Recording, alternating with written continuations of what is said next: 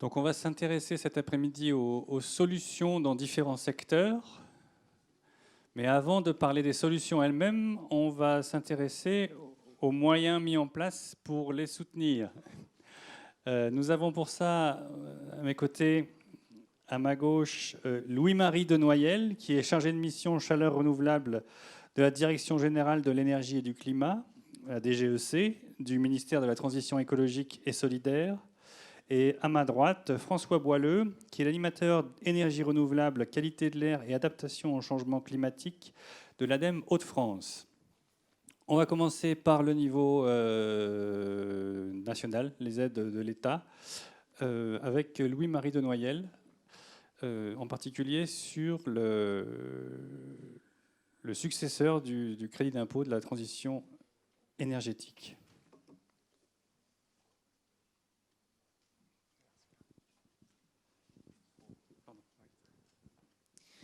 Bonjour à tous. Je vais donc faire un rapide tour d'horizon des évolutions sur les différents dispositifs d'aide qui sont disponibles pour le solaire thermique notamment. Et en premier lieu, faire un point en particulier sur la réforme du CITE, le crédit d'impôt pour la transition énergétique, qui connaît une réforme majeure à compter du 1er janvier 2020. Donc plusieurs axes pour cette réforme. En premier lieu, le fait qu'on passe d'un taux forfaitaire d'aide qui auparavant était de 30% de la dépense éligible à un forfait défini par équipement dans le but de différencier les niveaux d'aide pour donner un signal sur les différentes performances énergétiques et climatiques des équipements. Donc les forfaits ont été dimensionnés en se fondant sur les performances en termes d'efficacité énergétique et de production de chaleur renouvelable de chacun des gestes éligibles au CITE. Ce qui est un bon signal notamment pour les équipements très performants et notamment par exemple pour les systèmes solaires combinés ou pour les chauffe-eau solaires individuels, parce que les systèmes solaires combinés par exemple font partie des plus hauts niveaux de forfait proposés dans le CITE l'an prochain, avec les pompes à chaleur géothermique et les chaudières granulées.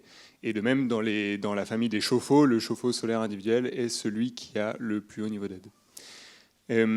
En parallèle de cette forfaitisation, un autre axe important, c'est la transformation de ce mécanisme d'aide en une prime. L'idée étant d'apporter une aide qui soit contemporaine aux travaux et non qui n'arrive plus un an après la dépense, ce qui était une critique assez courante faite au CITE. Cette transformation, elle va être faite en deux temps, notamment pour lisser un peu le mécanisme et la transition et pour laisser aussi, pour se donner le temps, notamment pour l'agence qui distribuera cette aide, l'Agence nationale de l'amélioration de l'habitat, de monter en compétences et en périmètre d'action de façon relativement stable, pour assurer qu'on a un dispositif qui marche bien pour les différentes catégories de ménages concernés. Donc en 2020, en premier lieu, cette transformation en prime se fera pour les ménages aux revenus modestes, qui sont ceux pour lesquels cette transformation en aide contemporaine aux travaux est la plus pertinente. Et ensuite, dans un deuxième temps, en 2021, les ménages aux revenus intermédiaires qui continueront à bénéficier d'un crédit d'impôt en 2020 bénéficieront d'une prime contemporaine aux travaux en 2021. La distribution sera faite par l'ANA, comme je l'ai mentionné, avec une ouverture du service de dépôt dès le 1er janvier 2020. Et message important, dans les différentes règles du nouveau dispositif, il est important de communiquer auprès des particuliers auxquels vous pouvez avoir affaire, notamment les installateurs, de bien leur préciser qu'il faut déposer le dossier de demande de subvention auprès de l'ANA avant le début des travaux. Et il y aura une période transitoire de dérogation à cette règle, mais qui sera transitoire. Encore un dernier volet de cette réforme assez important, notamment en vue de faciliter les démarches pour les ménages aux revenus modestes et très modestes. Auparavant, ils bénéficiaient d'une part des aides de l'ANA et séparément du crédit d'impôt, qui devait donc solliciter un an après auprès de la direction des finances publiques. À compter de 2020, ces deux aides seront fusionnées pour ces publics-là et qui n'auront donc à faire qu'une demande auprès de l'ANA et qui bénéficieront donc d'une prime fusionnée entre l'aide précédente Habiter-Mieux Agilité et l'ancien CITE. Et par ailleurs, les ménages aux revenus très modestes peuvent bénéficier d'une avance de subvention, comme c'était déjà le cas avec l'ANA et ce qui maintenant sera le cas pour la nouvelle aide fusionnée. J'ai mis pas mal de contenu dans les diapositives sur le CITE pour que vous ayez ça par écrit quand on vous retransmettra les diapositives, mais je vais passer assez rapidement sur les diapositives suivantes parce que je ne vais pas avoir le temps de rentrer dans les détails.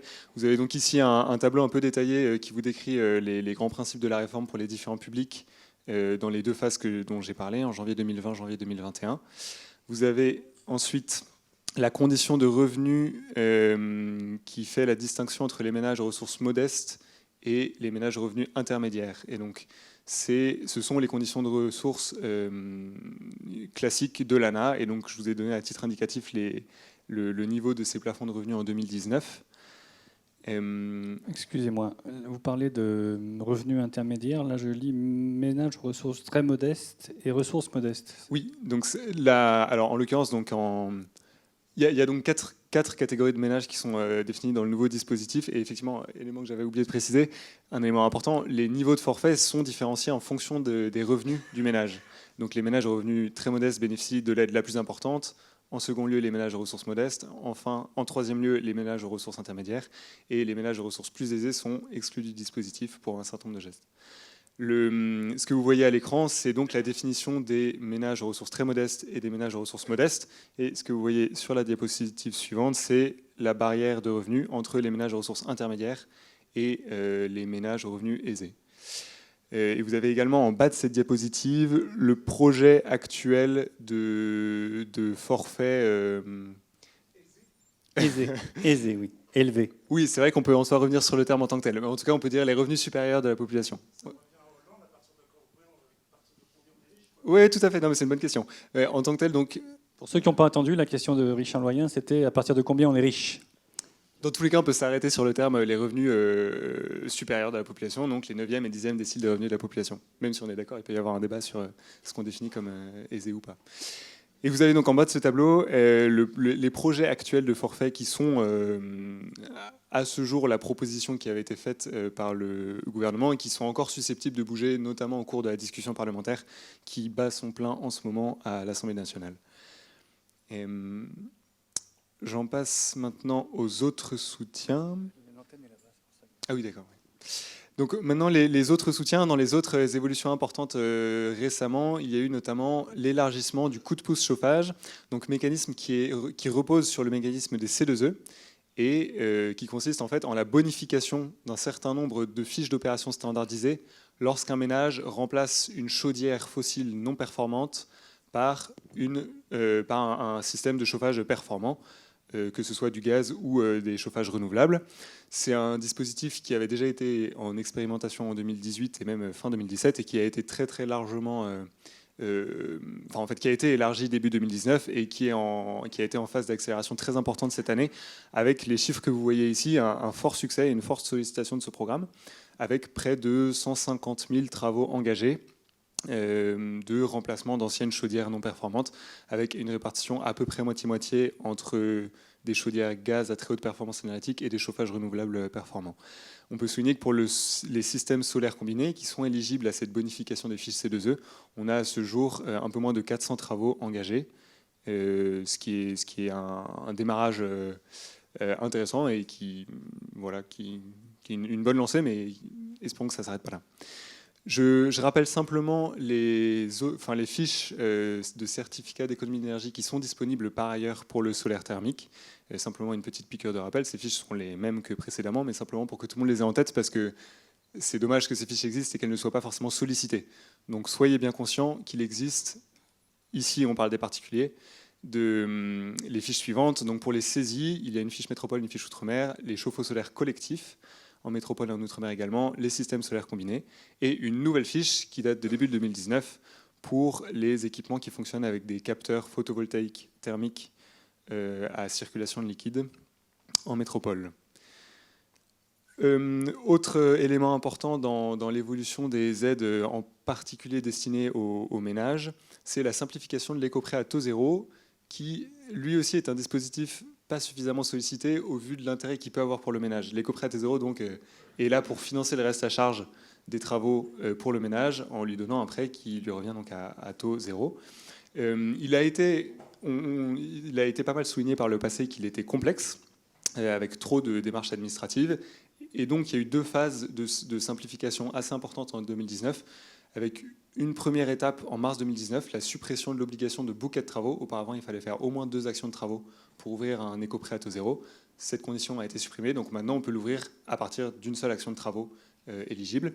Et ensuite, une deuxième vague qui touche un peu plus de sujets en août 2019, avec entre autres tout un ensemble de mesures, notamment la simplification des formulaires, l'harmonisation des plafonds d'emprunt, la simplification des cumuls. Bon, je ne vais pas tout lister, mais vous pourrez revoir ça à tête reposée. S'agissant maintenant des soutiens pour les grandes surfaces de capteurs, donc pour l'industrie, le collectif, le tertiaire et l'agriculture. Tout d'abord, un point rapide sur le fonds chaleur, mais sur lequel je ne vais pas m'apesantir parce que M. Boileux ici reviendra beaucoup plus en détail dans la présentation suivante. Simplement pour rappeler que le fonds chaleur est dans une dynamique positive. C'est un bon point pour toutes les filières de chaleur renouvelable. On était à 259 millions d'euros en 2018 et 300 millions à peu près prévus pour cette année, 350 millions prévus pour 2020. Donc on a quand même une forte augmentation de cette enveloppe. Pour le solaire thermique en 2018, pour faire le bilan, 5,4 millions d'aides aux investissements ont été dépensés pour cette filière-là, avec 11,4 gigawattheures par an de production, ce qui correspond à 58 installations et 20 000 m². Et ensuite, un point qui souligne aussi le succès de l'appel à projet grande surface solaire thermique. Mais pareil, je ne vais pas m'apesantir dessus, mais simplement pour dire que cet appel à projet donc, qui a démarré en 2015 connaît un bon succès parce que les surfaces déposées ne cessent d'augmenter d'année en année. Et d'ailleurs, vous le voyez déjà rien qu'en 2018 et 2019. On avait 23 000 m² déposés l'an dernier, 45 000 m² déposés cette année. S'agissant des C2E, je vous avais décrit les fiches qui étaient disponibles pour le résidentiel individuel. Voici les fiches qui sont disponibles pour le collectif et le tertiaire. Pareil, une piqûre de rappel simplement pour que vous ayez bien en tête que ces fiches existent et qu'elles peuvent être utilisées à bon escient. Les fiches qui existent sont donc pour les chauffe-eau solaires collectifs. Et là, vous avez une fiche à la fois en métropole, une en outre-mer. Et vous avez aussi cette distinction des fiches pour le résidentiel et des fiches pour le tertiaire. Une nouveauté concernant les C2E encore pour les opérations collectives ou tertiaires, c'est la possibilité maintenant d'articuler les C2E avec les aides du fonds chaleur. Auparavant, les 2 aides étaient exclusives et maintenant cette exclusion a été levée et c'est possible de bénéficier des 2 pour une même opération. Je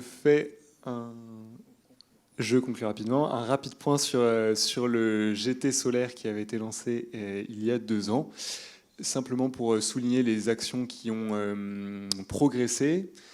D'une part, du côté de la réglementation environnementale 2020, le groupe applicateur est en train de simuler les effets d'un ratio de chaleur renouvelable. Les arbitrages seront rendus au printemps 2020. À destination des espaces info-énergie, un kit de communication a été développé par l'ADEME et un référentiel de formation est en cours de validation.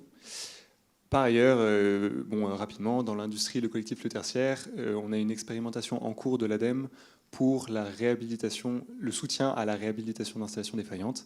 Et par ailleurs, s'agissant de la diversification des rôles des animateurs bois-énergie vers d'autres énergies renouvelables, il y a eu 5 formations menées par l'ADEME entre mai et septembre 2019 pour une 60aine d'animateurs qui sont donc maintenant formés également au solaire thermique. Et donc une dernière diapositive pour rappeler ce qui avait déjà été acté, mais sur laquelle je ne reviens pas. Donc j'en ai fini. Non, je vous presse pour que les gens puissent vous poser des questions ensuite, mais après l'intervention de M. Boileux, vous pourrez poser des questions à M. Denoyel rapidement. Donc pour l'ADEME Hauts-de-France. Bonjour à tous, donc je vais vous présenter les aides de l'ADEME et je vais notamment vous parler du fonds chaleur. Alors je vais prendre la zapette. Donc le fonds chaleur, comme mon prédécesseur vient de vous le dire, il a été lancé depuis 2009. On a aidé beaucoup d'installations, notamment dans toutes les régions outre-mer et notamment dans les Hauts-de-France. Le principe est assez simple. On aide à la fois les études de faisabilité pour dimensionner au mieux les installations, tant d'un point de vue technique que d'un point de vue économique.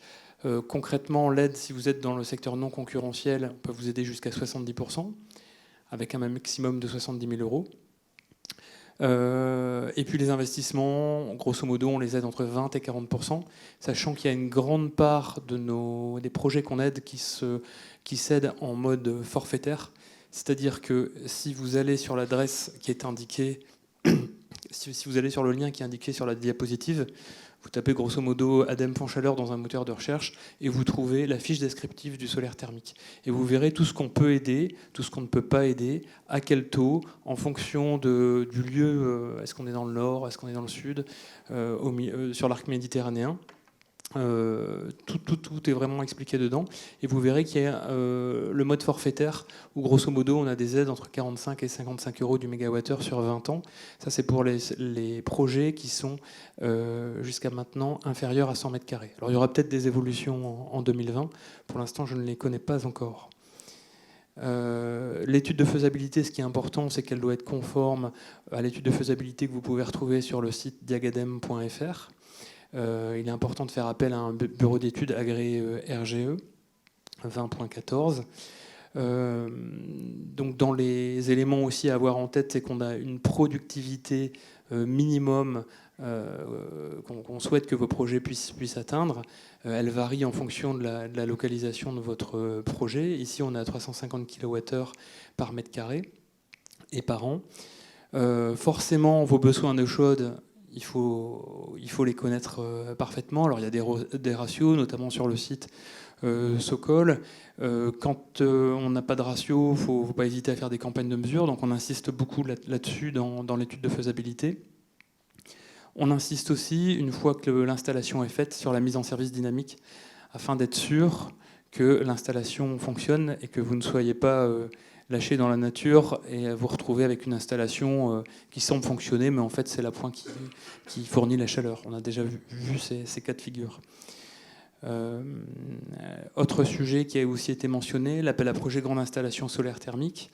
Donc, je vous ai mis le lien sur lequel vous pouvez aller consulter le cahier des charges. La cible, c'est vraiment industrie et réseau de chaleur. Une volonté d'accompagner les grandes installations, de faire connaître aussi, parce que souvent c'est méconnu, notamment dans le secteur industriel, que oui, le solaire thermique peut préchauffer votre eau de process et peut être utile pour faire en sorte de moins consommer de l'énergie fossile. C'est vraiment toujours ça le but. Alors ici, ma collègue que vous connaissez sans doute, Nadine Berthomieux, qui pilote le sujet au niveau national, m'a transmis les derniers chiffres clés de l'appel à projet 2018.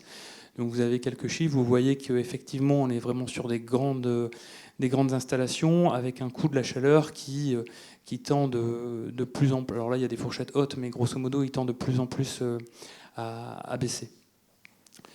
Donc je ne peux que vous encourager à, comme le disait Monsieur Denoyel, l'appel à projet a été sanctuarisé, on va dire, par l'État et vous avez de la visibilité sur plusieurs années. Donc n'hésitez pas à venir nous voir, à contacter les directions régionales de l'ADEME, à contacter aussi le siège. Dès lors que vous avez un projet, on peut, nous, en direction régionale, vous financer l'étude de faisabilité afin que vous puissiez être prêt pour déposer l'appel à projet. L'ADEME finance, alors soit avec le conseil régional, mais finance des animations au niveau de chaque région. Donc pour les Hauts-de-France, nous finançons une partie, donc nous finançons un poste au CD2E, basé à Los Angeles. Donc vous avez, je pense que Alexandre Pauvert s'exprime tout à l'heure dans une table ronde. Dans d'autres régions, je sais qu'en Corse, sur la partie ouest de la France, il y a aussi beaucoup d'animateurs, donc n'hésitez pas à contacter les DRADEM. Ces animateurs peuvent faire des études d'opportunité, des préfaisabilités, et ainsi faire en sorte que les maîtres d'ouvrage puissent passer à l'acte et se dire bah oui, finalement le solaire ça peut marcher, j'y vais, je prends un peu de temps pour faire une étude de faisabilité ou déposer un dossier à l'ADEME. On a lancé aussi depuis 2018 un outil qui s'appelle les contrats de développement des énergies renouvelables. C'est un outil qui va servir à massifier les ENR. On va parler de biomasse, de géothermie, mais aussi de solaire thermique. L'idée, c'est de raisonner globalement, de massifier, d'essayer de répondre à l'urgence climatique en n'essayant pas de faire simplement du one-shot ici et là, mais au sein par exemple d'un porteur de projet qui a un grand patrimoine, on va essayer de lui dire, bon, sur tout ton patrimoine, comment tu peux massifier les énergies renouvelables. Donc au lieu de faire 36 études, on fait une grosse étude globale qui englobe l'ensemble du patrimoine et on voit comment il peut massifier notamment du solaire thermique. Et ensuite, une fois que le porteur de projet a défini la liste des opérations possibles, c'est le fonds chaleur qui prend classiquement le relais avec la procédure que je viens d'expliquer. Ces contrats de développement ENR, vous avez soit ils vont s'adresser à un porteur de projet qui a beaucoup de patrimoine, par exemple un bailleur social, ou dans le milieu hospitalier, quelqu'un qui a plusieurs cliniques, ou il peut s'adresser à un territoire. Ce territoire, il va à ce moment-là essayer de massifier les ENR sur son territoire, soit au niveau des communes, au niveau de l'interco, soit au niveau des acteurs, notamment concurrentiels, qui sont sur son territoire. La particularité, donc ça c'est une démarche nationale. La particularité en Hauts-de-France, c'est qu'on a travaillé avec la région Hauts-de-France pour proposer un outil commun, avec un volet thermique qui est géré par l'ADEME, notamment via le plan chaleur, et avec un volet électrique qui est géré par la région. Cet appel à projet, il est en ligne sur le lien indiqué sous le schéma. Qui peut le porter, ça j'en ai parlé. Les avantages, c'est que ces contrats sont signés sur 3 ans. Donc ça veut dire qu'au moment où on signe le contrat, on va le signer sur une enveloppe globale. Et en des temps parfois un peu incertains, même si là le fonds chaleur augmente, c'est quand même intéressant de se dire, sur 3 ans, je sais que j'ai une subvention publique qui est sécurisée. Et ça veut dire que si à un moment donné, imaginons, il y a un engouement sur le sujet, on doit prioriser, on va forcément prioriser, nous, ADEME, sur des porteurs de projets qui ont une vision globale. Alors l'avantage de ces contrats de développement ENR, c'est qu'on peut financer des petits projets. Vous connaissez le fonds chaleur, vous savez qu'il y a des seuils à atteindre pour déposer un dossier. Alors pour le solaire, il est assez bas, c'est 25 mètres carrés. Mais imaginons que vous représentez un territoire, vous avez 10 mètres carrés de solaire à mettre sur une école, 15 autres sur une salle de sport. En cumulant tous vos petits projets, l'essentiel c'est d'arriver au seuil de 25 mètres carrés. Donc ça vous permet d'aider des petits projets en utilisant le fonds chaleur et cet outil qui est le contrat de développement ENR. Pour le territoire, je me dépêche, ce qui est aussi important, c'est qu'en fonction du nombre de projets que vous allez définir, on peut vous apporter une aide forfaitaire qui vous permettra de recruter quelqu'un et d'animer le sujet énergie renouvelable et solaire thermique sur le territoire, ce qui permettra de faire émerger plus de projets.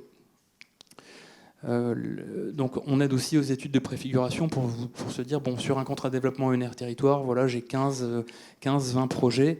Vous ne pouvez pas le savoir en un claquement de doigts. Il y a souvent besoin d'une étude qui est réalisée soit en interne, soit en externe, et on peut vous aider sur ce projet. Alors là, je ne vais pas rentrer dans le détail, puisque vous avez le lien où vous pouvez aller tout consulter. En plus, sur l'aspect ELEC, j'ai fait une petite erreur sur le PV. Du côté région, la région peut aider jusqu'à 250 kW crête et non pas 500. Et un appel à projet va prochainement être lancé. Donc je l'ai vu dans la salle tout à l'heure, Isabelle Cousin est présente du conseil régional. N'hésitez pas à vous tourner vers elle sur ce sujet. Et voilà, j'en ai terminé sur les projets. Est-ce que Madame Cousin peut lever la main du coup? Voilà, Madame qui est assise au 3e rang, 4e. On a le temps de prendre une question brûlante. Daniel Munier.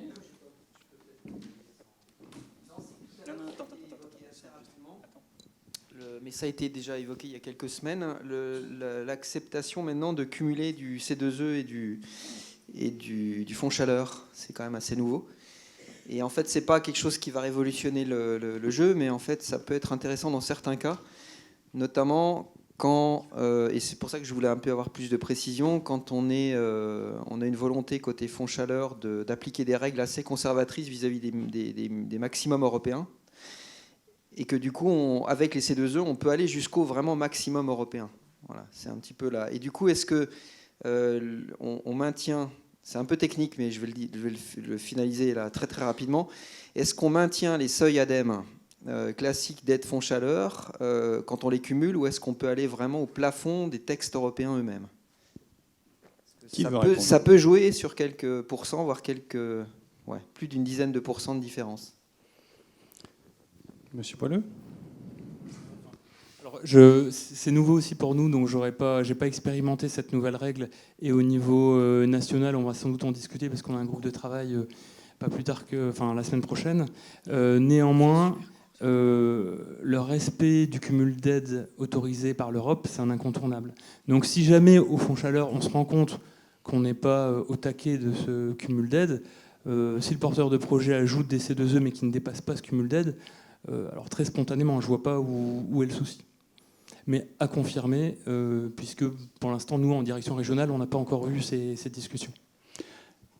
Je complète juste en disant il faut aussi être précautionneux, effectivement, parce que le cumul n'est pas aussi simple qu'on additionne la subvention qu'on avait avant avec les C2E qu'on aurait eu avant, parce que les C2E vont aussi rentrer dans le calcul économique fait par l'ADEME sur la cible de TRI qui est souhaitable pour tel ou tel projet. Donc c'est sûr que ça va aussi avoir un impact sur la subvention ADEME. Donc on ne veut pas qu'on ait une rentabilité trop élevée, c'est ça. Une question au premier rang. Olivier Godin. Oui, une petite question. Ce qu'on a appris la semaine dernière par une DRR ADEME, qu'il y avait arrêt du NTE, donc l'aide pour les nouvelles technologies émergentes. Et du coup, aujourd'hui, à ma connaissance, il n'y a aucun NTE qui a abouti. Ça veut dire que, comment on débloque la situation pour tous les PVTO, pour tous les chauffages solaires collectifs qui se retrouvent hors du scope? Alors, je vais sans doute pas non plus faire une réponse satisfaisante parce que la semaine prochaine, on va sans doute discuter de tout ça. En revanche, il n'y a pas eu de NTE qui ont abouti. En région, on a des projets NTE qui vont faire l'objet d'instrumentation. Ces projets, ils vont jusqu'au bout. Maintenant, quand on dit il y a arrêt du NTE, est-ce que en 2020, l'appel à projet n'est pas lancé? C'est peut-être ça que ça veut dire, mais peut-être qu'il le sera en 2021. J'ai bien noté votre question et on pourra y revenir très vite. Vous confirmez, est-ce que c'est un arrêt clair et définitif parce que plus assez de TP ou plus assez de budget, ou est-ce que c'est simplement on a plein de dossiers entre guillemets dans le tuyau pour des NTE, notamment NTE 2018-2019, on essaie de les honorer et donc en 2020, ça semble difficile de relancer un appel à projet parce qu'on a déjà plein de candidats en attente issus des années 2018-2019. Je voulais dire, NTE qui aboutit, c'est ou après les mesures des installations qui sont rentrées dans le fonds chaleur. Aujourd'hui, il n'y en a aucun. Alors, est-ce que, là, pareil, je ferai remonter la question. Est-ce que c'est parce que les résultats, suite à l'instrumentation, étaient pas suffisamment satisfaisants je ne sais pas du tout, mais je me renseignerai. Bon, écoutez, sur cette incertitude, il va falloir conclure cette première table ronde. On remercie nos deux intervenants.